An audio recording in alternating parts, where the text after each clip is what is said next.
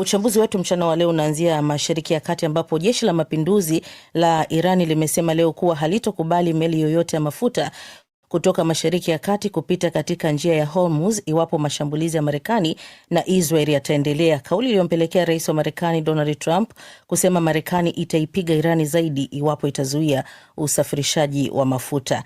Jacob Safari ametukusanyia yanayojiri kwenye vita hivyo na hii ni taarifa yake. Iran imerusha droni kuelekea Saudi Arabia na Kuwait mapema leo, wakati ambapo Rais Donald Trump ameonekana kutoa ujumbe wa kutatanisha kuhusiana na muda ambao vita hivyo vitadumu, jambo lililosababisha kuyumba kwa masoko duniani. Wizara ya Ulinzi ya Saudi Arabia imesema imeziharibu droni zilizorushwa katika eneo la Mashariki lililo na utajiri wa mafuta, huku nchini Kuwait jeshi la ulinzi likisema lilizidungua baadhi ya droni kaskazini na kusini mwa nchi hiyo. Haya yanafanyika wakati ambapo kampuni kubwa duniani ya kusafirisha mafuta Saudi Aramco imeonya kuwa kutakuwa na athari mbaya kwa masoko ya mafuta iwapo vita hivyo vitaendelea kutatiza usafiri wa meli katika njia ya Hormuz.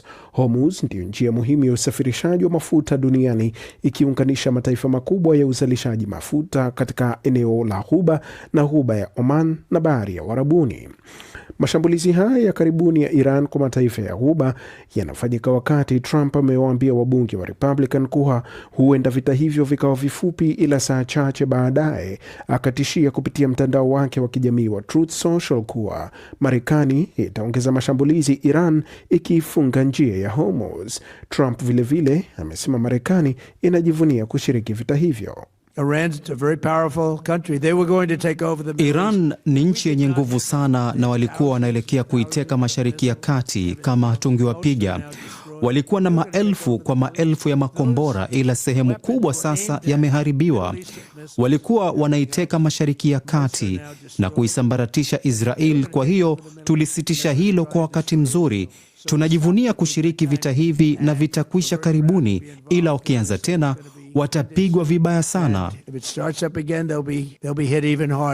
Maafisa wa Marekani wamesema lengo la Washington ni kuharibu uwezo wa nyuklia wa Iran, ila Trump amesema Iran ikitii basi vita vitakwisha. Iran kupitia wizara yake ya mambo ya kigeni inasema kwa sasa mazungumzo na Marekani hayako kwenye ajenda, licha ya kuwa vita hivyo vimeingia katika siku ya 11. Naibu waziri wa mambo ya nje wa Iran Kazem Garibabadi amesema ni Iran tu itakayoamua ni lini vita vitakapokwisha.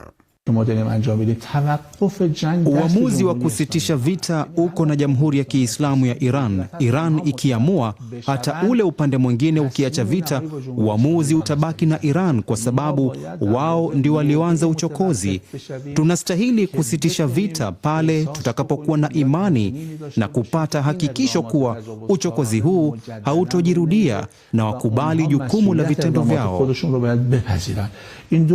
Zaidi ya Wairan 1300 wamefariki dunia na kujeruhiwa tangu Marekani na Israel walipoanza mashambulizi yao ya angani dhidi ya Iran mwishoni mwa mwezi Februari.